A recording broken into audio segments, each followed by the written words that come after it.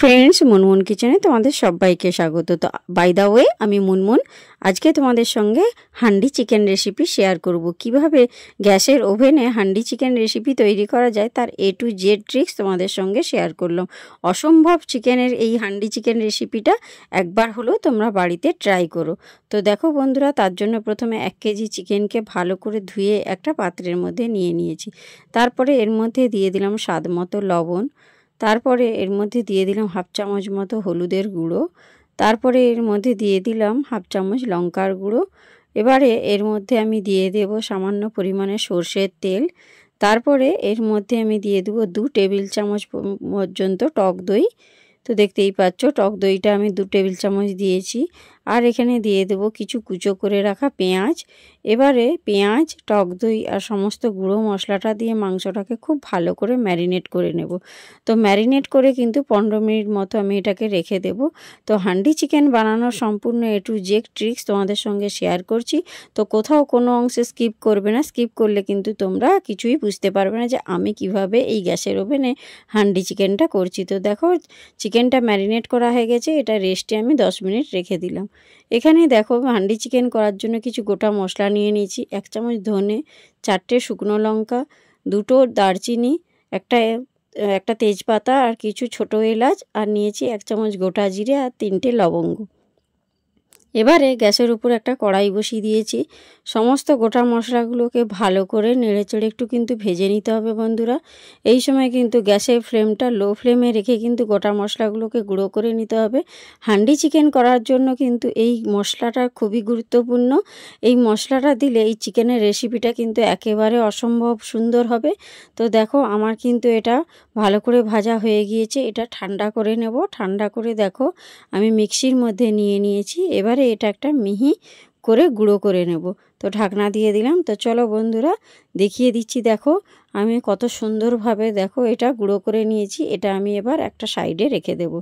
এবারে দেখো গ্যাসের উপর আমি কড়াই বসিয়ে দিয়েছি। তাতে দিয়ে দিয়েছি সরষের তেল।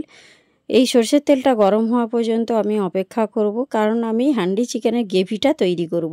তো দেখো এবারে তেলটা গরম হয়ে যেতে এর মধ্যে আমি দেখো কুচো করে রাখা পেঁয়াজ আমি দিয়ে দিলাম। তো পেঁয়াজটাকে কিন্তু খুব ভালো করে নেড়ে চেড়ে কিন্তু ভেজে নিতে হবে লো টু মিডিয়াম ফ্লেমে। তো হান্ডি চিকেন করার জন্য আমি গ্রেভিটা প্রথমে আগে তৈরি করে নিচ্ছি কড়াইয়ের মধ্যে। তারপরে আমি তোমাদেরকে মূল রেসিপির মধ্যে চলে যাব। তো কিভাবে করছি ফলো করো। তো দেখো আমার কিন্তু পেঁয়াজটা এখানে কথা বলতে বলতে ভাজা হয়েই গিয়েছে। এবার এর মধ্যে দিয়ে দিলাম থেতো করা রসুন। রসুনটাকে দেওয়ার পর আবারও ভালো করে নেড়ে চেড়ে পেঁয়াজের সঙ্গে ভালো করে ভেজে নিতে হবে, কারণ রসুনের একটা খুব কাঁচা গন্ধ থাকে, তাহলে কিন্তু হান্ডি চিকেনটা ভালো লাগবে না। তার জন্য দেখো লো টু মিডিয়াম ফ্লেমে রেখে রসুনটাকে ভালো করে নেড়ে চেড়ে ভেজে নিতে হবে। তো এইভাবে যদি একবার বাড়িতে গ্যাসের চুলাতে হান্ডি চিকেন বানাও, তাহলে বাড়ির সবাই কিন্তু মজা করে খাবে, এটা আমি গ্যারেন্টি দিয়ে বলতে পারি। এবারে এর মধ্যে দিয়ে দিলাম আদা বাটা। তো আদা বাটাকে দিয়ে কিন্তু আবারও আমি ভালো করে তেলের মধ্যে নেড়ে চেড়ে কষিয়ে নেব, যতক্ষণ না পর্যন্ত আদার কাঁচা গন্ধটা চলে যায়। তো মশলার একটা কাঁচা গন্ধ থাকে, সেটা চলে যাওয়া পর্যন্ত আমি অপেক্ষা করছিলাম। তো দেখো মশলাটা আমার ভালোভাবে ভাজা হয়ে গিয়েছে। এর মধ্যে দিয়ে দিলাম 1 চামচ হলুদের গুঁড়ো আর দিয়ে দিলাম 1 চামচ লঙ্কার গুঁড়ো। এবার তেলের মধ্যেই দেখো এই গুঁড়ো মশলাগুলো দিলে কিন্তু সুন্দর একটা মশলার কালার আসবে। তারপরে দেখো এখানে দিয়ে দিলাম কুচো করে রাখা টমেটো। তো যেহেতু আমি টক দই দিয়ে ম্যারিনেট করে রেখেছি, এখানে টমেটোটা কিন্তু খুব অল্পই দেব, খুব বেশি পরিমাণ টমেটো কিন্তু আমি এখানে দেইনি। তো দেখো এবারে টমেটোটা দিয়ে আবারও ভালো করে নেড়ে চেড়ে আরেকটু কষিয়ে নিচ্ছি। তো দেখো চিকেনের যে গ্রেভিটা করব সেটা কিন্তু আমার সুন্দরভাবে তৈরি হয়ে গিয়েছে। এবারে দেখো গ্যাসের মধ্যে আমি একটা কিন্তু মাটির হাঁড়ি বসিয়ে দিয়েছি হান্ডি চিকেন করার জন্য। তো দেখো এই সময় কিন্তু গ্যাসের ফ্লেমটা লো ফ্লেমে নয়, একদম ফ্লেমটা বন্ধ করে রাখতে হবে, কারণ মাটির হাঁড়ি যদি তোমরা গ্যাসের ওভেনটা জ্বালিয়ে রেখে বসাও, তাহলে কিন্তু হাঁড়িটা ফেটে যেতে পারে। তো এখানে একটা ট্রিক্স বলে দিই, মাটির হাঁড়িটা কিন্তু আগে থেকে ভিজিয়ে রেখে দিতে হবে 1 ঘন্টা। তারপরে দেখো হাঁড়ির মধ্যে আমি দিয়ে দিলাম ঘি। ঘিয়ের মধ্যে আমি কালার হওয়ার জন্য দিয়ে দিলাম কাশ্মীরি লঙ্কার গুঁড়ো 1 চামচ। এবারে কিন্তু আমি গ্যাসের ফ্লেমটা অন করে দেব, কারণ আগে থেকেই যদি আমি অন করে হাঁড়িটা বসাতাম, তাহলে কিন্তু গরমে হাঁড়িটা ফেটে যেত।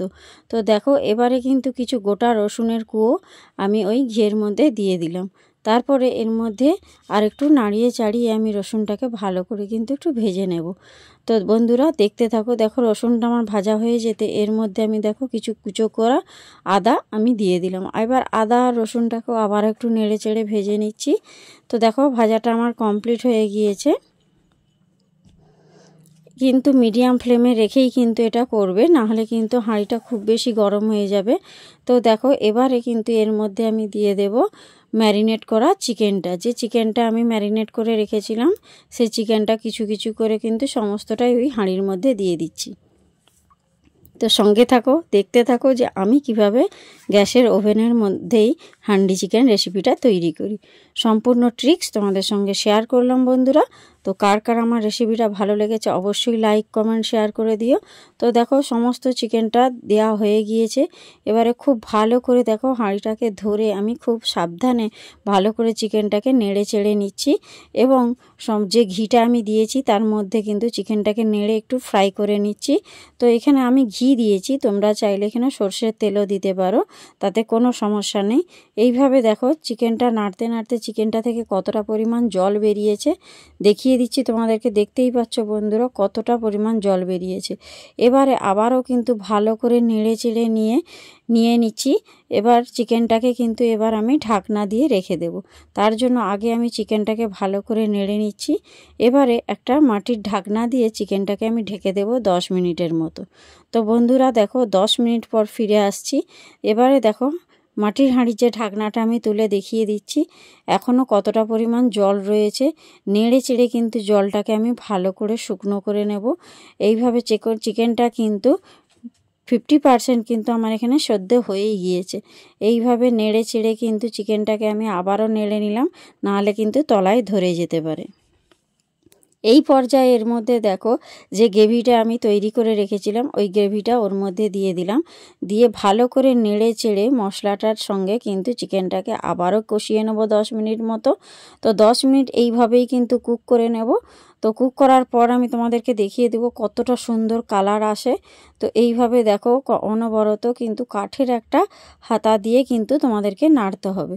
তো কাঠের হাতা দিয়ে দেখো অনবরত নাড়তে নাড়তে চিকেনের কালারটা কতটা সুন্দর হয়েছে। এবং গ্রেভিটা তোমরা কতটা রাখবে সেটা তোমাদের অবশ্যই পরিবারের সদস্য সংখ্যা অনুযায়ী বাড়িয়ে বা কমিয়ে নেবে। এইভাবে নেড়ে চেড়ে নিচ্ছি, দেখো তলায় যাতে না মশলাটা কোনো অংশে ধরে যায়। নাড়ানোর সময় কিন্তু খুব সাবধানে কিন্তু একটা কাঠের হাতা দিয়ে নাড়তে হবে বন্ধুরা। আর আমি বারবার বলছি লো টু মিডিয়াম ফ্লেমে কিন্তু গ্যাসের আঁচটা রাখবে। এই পর্যায়ে দেখো যে গ্রেভিটা দিয়েছিলাম গ্রেভির মধ্যে চিকেনটা ফুটতে শুরু করেছে। এটাকে আমি ঢাকনা দিয়ে 10 মিনিট মতো কুক করে নিচ্ছি। তো 10 মিনিট পর দেখো বন্ধুরা আমি ফিরে আসছি। তো দেখো হান্ডি চিকেনটা কতটা সুন্দর হয়েছে, গ্রেভিটাও কতটা সুন্দর হয়েছে, কালারটাও কতটা সুন্দর হয়েছে। হান্ডি চিকেন রেসিপিটা মোটামুটি আমার হয়েই গিয়েছে। এবারে আমি এর মধ্যে দিয়ে দিলাম গুঁড়ো করে রাখা যে মশলাটা আমি আগে তৈরি করেছিলাম ওই মশলাটা দেওয়ার পরই কিন্তু এটা একদম হোটেলের স্টাইলে হান্ডি চিকেন রেসিপি হয়ে যাবে। এই মশলাটার কিন্তু একটা আলাদা মাত্রা আছে বন্ধুরা। তো এই মশলাটা দিয়ে আবারও কিন্তু একটু নেড়ে চেড়ে নিচ্ছি। এই মশলাটা দিয়ে কিন্তু একদম ফোটানো যাবে না, এই সময় কিন্তু গ্যাসের ফ্লেমটা আমি বন্ধ করে দিয়েছি। এবারে এর মধ্যে দিয়ে দিলাম উপর থেকে কিছু ধনেপাতা কুচো। তো ধনেপাতা কুচোটা দেওয়ার পর কিন্তু দেখো বন্ধুরা হান্ডি চিকেনটা আমার একদম রেডি হয়ে গিয়েছে। দেখিয়ে দিচ্ছি কতটা সুন্দর হয়েছে, কতটা কালারটাও কতটা সুন্দর হয়েছে। একদম গরম ভাতের সঙ্গে একদম অসাধারণভাবে জমে যাবে। একবার হলো আমার মতো এই হান্ডি চিকেন রেসিপিটা বাড়িতে ট্রাই করো, আশা করছি তোমাদের খুব ভালো লাগবে। তো আজকের মতো আমি এখানেই শেষ করলাম। Tata, bye bye.